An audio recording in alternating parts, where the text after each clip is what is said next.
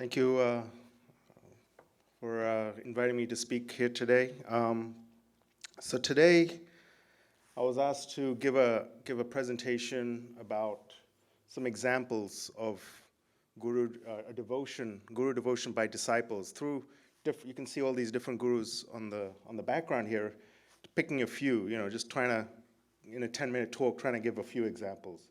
So when I started my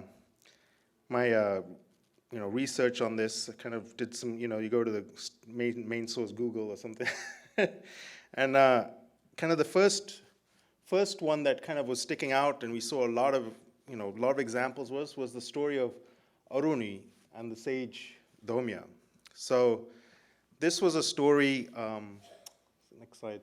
So this was a story taken from the Mahabharata. This is actually very early on in Book 1, Adi Parva in Section 3. So very, very early on in the Mahabharata. So, Bhamat in Sanskrit, I tried to find, I saw a lot of variations of this story online, a lot from basic versions for kids to recite, but then I looked up at the actual translation of the Mahabharata and looked at the actual verse that was up there. So I'll read the verse, and this is a translation from the Mahabharata about this story. So about this time, there was a rishi, Dhaumya by name. And Dhaumya had 3 disciples, Upmanyu, Aruni, and Veda.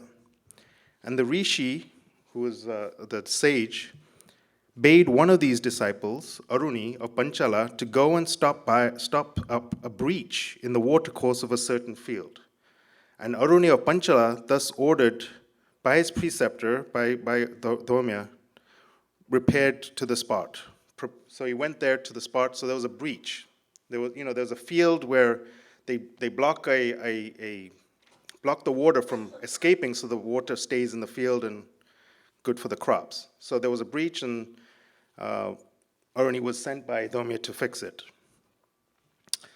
And having gone there, he saw that he could not stop the breach and the water course by ordinary means. So he tried to fix the breach, was not working. And he was distressed because he could not do his preceptor's bidding. But at length he saw a way and said, "Well, I will do it this way." He then went down to the breach and lay himself there, and the water was thus confined. So he just lay. He used his body to block the breach of the water from escaping. Sometime after, the preceptor, Dhaumya, asked his other disciples where Aruni of Panchala was.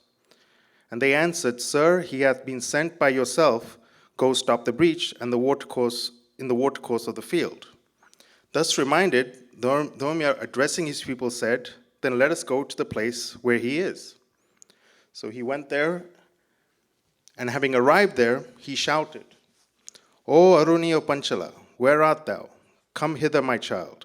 And Aruni, hearing the voice of his preceptor, speedily came out of the watercourse and stood before his preceptor, his guru. And addressing the latter, Aruni said, Here I am in the breach of the watercourse. Not having been able to devise by any other means, I entered myself for the purpose of preventing the water running out. It is that only upon hearing thy voice that I have left it and allowed the waters to escape. I have stood before thee. His master said, "I salute thee. Tell me what I have to do." I salute thee, master. Tell me what I have to do. The preceptor thus addressed replied, "Because in getting up from the ditch thou hast opened the watercourse, and henceforth thou shalt be called Udalaka, as a mark of thy preceptor's favor. And because my words have been obeyed by thee, thou shalt also obtain good fortune, and all the Vedas shall shine in thee, and all the Dharamshatras also." And Aruni, thus addressed by the preceptor, went to the country after his heart. So basically, he got up. Upon hearing his voice, the guru's voice, he got up and came immediately to his guru. So basically, I think the moral of this story is that, this was set about 5,000 years ago, and right at the beginning of the Mahabharata. So this was, I was doing background research on Mahabharata, and Ved Vyas was the author of the Mahabharata.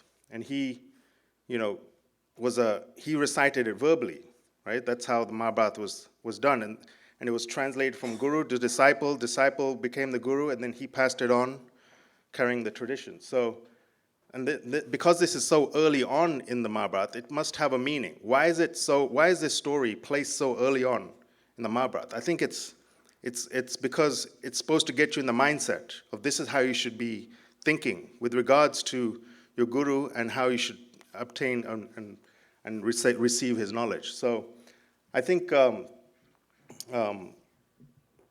this story was repeated, is kind of coming up a lot when I was doing this research, and it's kind of a good story to kind of get you in the mindset of this is how you should behave in front of your guru. You should make him happy. So, and this is kind of a theme that kind of in all these kind of next two examples. The next kind of story, I thought, look at Christianity, Jesus and his apostles. So I'll quote from the Bible here. And it came to pass in those days that he went out into a mountain to pray, and continued all night in prayer to God. And when it was done, he called unto him his disciples, and of them he chose 12, whom he also named apostles: Simon, whom he also named Peter, and Andrew his brother, James and John, Philip and Bartholomew, Matthew and Thomas, James the son of Alphaeus, and Simon called Zealots, and Judas the brother of James, and Judas Iscariot, which is also the traitor. So basically, he chose these 12 disciples to carry on his mission. So he basically, these 12 disciples, apostles, followed him for 3 years, looking at him, learning from him, witnessing miracles, and taking in his knowledge, what he was preaching. So these are Jesus was their guru. And basically they established the church, the Catholic Church. After Jesus passed away, and they realized that he was the Son of God, and they continued his mission, his teachings.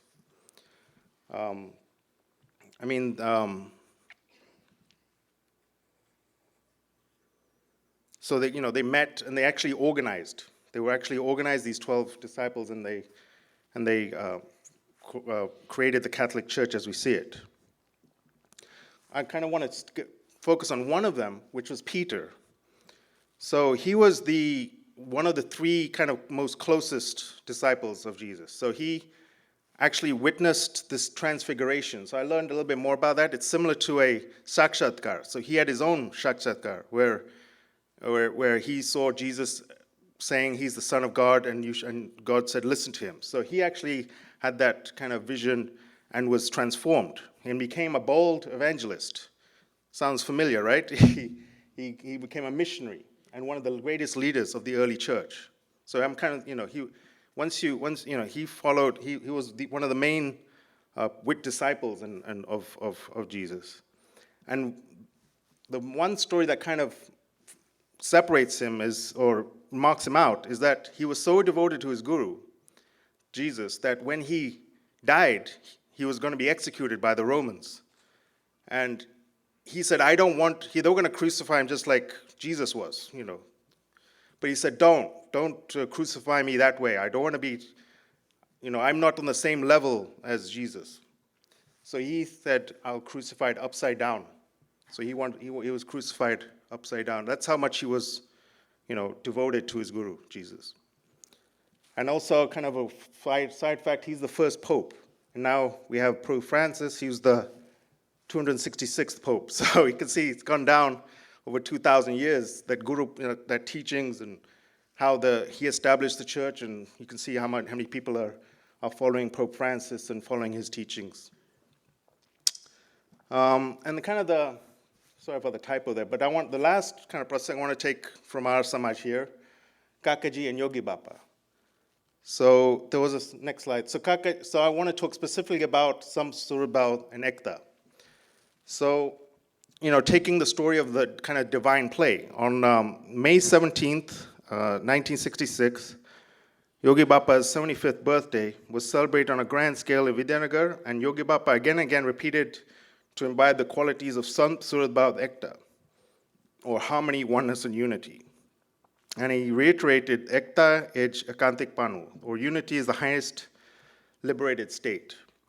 So Kakaji obviously took this to heart, and and he was willing to accept any hardship so that the group that was in could stay together.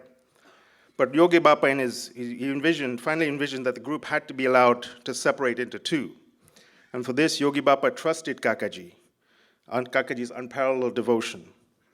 While physically separate from Kakaji, he would carry out on the division, on the divine vision with even greater spirit. So he knew what Yogi Bapa wanted, and to make him happy, even though he was not physically connected, he would just carry out his vision. It kind of reminds me of another story when I was researching this, was Eklavya. He was the archer, Dronacharya. So he became a better archer than Arjun by just worshipping a statue of the Dronacharya. So you don't need to be physically present with your guru to follow his teachings and get inspiration. So on May 28th, 1966, it was announced that Kakaji and Papaji were excommunicated. Sahib and other aspirant devotees were told to vacate the Chhatralaya, and Kakaji and Papaji asked Sahib and the aspirant devotees to stay with Yogi Bapa. But Yogi Bapa, however, said, I am where Kakaji and Papaji are, so do not hesitate to support the brothers. At the Dada temple, there was a total of 39 saints, like a third of them were made by Yogi Bapa, who expressed support for the brothers. And they were told by Yogi Bapa to remain at the old Sokra temple. And while the saints stayed at a small temple in Sokra, Kakaji collected money and business, and he basically supported them. And then for the next several years, Kakaji gave much strength and prayers to all the saints that had once left the world due to Yogi Bapa's divine love. So he kind of kept the unity and kept the oneness together, kept the Samsud Nectar together. So now, with growing support of devotees, by 1968, Kakaji established the Sokra temple for all the saints there. And today, saints continue a divine life there. And you can see now they're going to have a brand new temple. It's the 50-year anniversary. We're going to renovate it and get it so that we kind of commemorate that what Kakaji did for those saints at that temple. So kind of these are the three I don't have much time, but these are the kind of three stories that I kind of picked out and give an example of what type of things that we are expected to do for our guru. And basically the binding thing in all of these stories is just make guru happy. That's the only thing. That's kind of the theme that's in this. Just he's doing everything for our benefit, and whatever we make, he asks of us, we respect. We have to fully embrace it and carry it out. So hope that kind of gives you a little bit of background on that. And Sri Swami Maharaj.